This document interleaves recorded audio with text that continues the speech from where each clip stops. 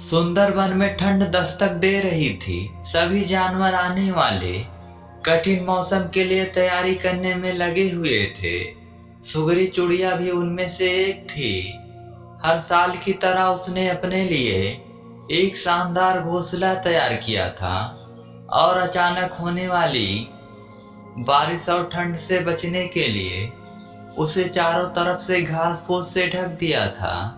सब कुछ ठीक चल रहा था कि एक दिन अचानक ही बिजली कड़कने लगी और देखते देखते घनघोर वर्षा होने लगी। बेमौसम आई बारिश से ठंड भी बढ़ गई और सभी जानवर अपने अपने घरों की तरफ भागने लगे। सुगरी भी तेजी दिखाते हुए अपने घोंसले में वापस आ गई और आराम करने लगी। उसे आए अभी कुछ ही वक्त बीता था कि एक बंदर खुद को बचाने के लिए पेड़ के नीचे आ पहुंचा। सुगरी ने बंदर को देखते ही कहा, तुम इतने होशियार बने फिरते हो तो भला ऐसे मौसम से बचने के लिए घर क्यों नहीं बनाया। यह सुनकर बंदर को गुस्सा आया, लेकिन वह चुप ही रहा और पेड़ की आड़ में खुद को बचाने का प्रयास करने लगा।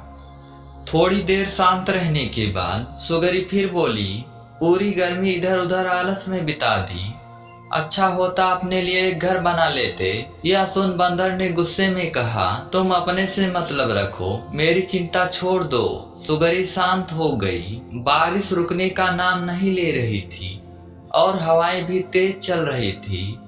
बेचारा बंदर ठंड से कांप रहा था और खुद को ढकने की भरकस कोशिश कर रहा था, पर सुगरी ने तो मानो उसे छेड़ने की कसम खा रखी थी। वह फिर बोली, काश कि तुमने थोड़ी अक्ल दिखाई होती तो आज इस हालत में।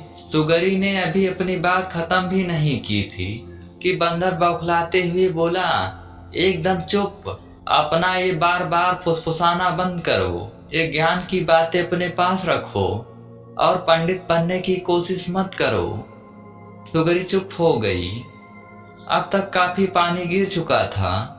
बंदर बिल्कुल भीग गया था और बुरी तरह कांप रहा था। इतने में सुगरी से रहा नहीं गया और वो बोली, कम से कम अब घर बनाना सीख लेना। इतना सुनते ही बंदर तुरंत पेड़ पर चढ़ने लगा। भले मैं घर बनाना नहीं जानता, लेकिन मुझे तोड़ना अच्छे से आता है। और ये कहते हुए उसने सुगरी का घोंसला तहस नहस कर दिया। अब सुगरी भी बंदर की तरह बेघर हो चुकी थी और ठंड से कांप रही थी। दोस्तों, ऐसा बहुत बार होता है कि लोग मुसीबत में पड़े व्यक्ति की मदद करने के बजाय उसे दुनिया भर की नसीहत देने लगते हैं। वयस्क होने के नाते हर कोई अपनी स्थिति के लिए खुद जिम्मेदार है। हम एक शुभ चिंतक के रूप में उसे एक आध बार सलाह दे सकते हैं, हाँ, पर उसकी किसी कमी के लिए बार बार कोसना हमें सुगरी चुड़िया की हालत में पहुंचा सकता है। इसलिए किसी मुश्किल में पड़े व्यक्ति की मदद कर सकते हैं तो करिए, पर उसे बेकार के उपदेश मत दीजिए।